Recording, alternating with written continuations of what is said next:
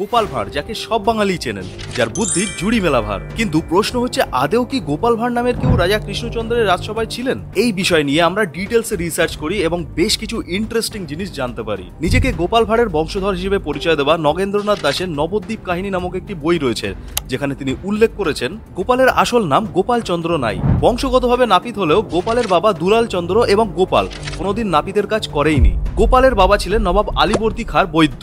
নগেন্দ্র দাশের মতে কৃষ্ণনগর রাজবাড়িতে গোপালের একটি অয়েল পেন্টিংও রয়েছে, কিন্তু রিসার্চার পরিমল গোস্বামীর লেখাতে স্পষ্টভাবে উল্লেখ করা হয়েছে যে গোপাল ভাঁড়ের কোনো অস্তিত্ব এখনো পর্যন্ত খুঁজে পাওয়া যায়নি। রিসার্চে পাওয়া গেছে কৃষ্ণচন্দ্রের রাজসভায় একজন কবি ছিলেন যার নাম রায়গুণাকর ভারতচন্দ্র। তার লেখার নথি ঘেটে রাজা কৃষ্ণচন্দ্রের আমলের অনেক কিছু জানা গেছে, কিন্তু গোপাল ভাঁড় নামক কোনো ব্যক্তির নাম উল্লেখ করা নেই। বরং কৃষ্ণচন্দ্রের রাজসভা দুই ভাঁড়, শঙ্কর এবং তরঙ্গ নামক দুই ব্যক্তির নাম উল্লেখ করা রয়েছে। যদি সত্যি গোপাল ভাঁড় ছিলেন, তাহলে কোনো নথিতে তার নাম কেন উল্লেখ করা হয়নি? নাকি শঙ্কর এবং তরঙ্গের মধ্যে কেউ একজন আসল গোপাল ভাঁড় ছিলেন? তবে যাই হোক, আমাদের মনে যে গোপাল ভাঁড় রয়েছে সে সত্যি একজন বাঙালি হিসেবে আমাদেরকে গর্ববোধ করায়। আরো অনেক কিছু জানার জন্য সাবস্ক্রাইব করুন।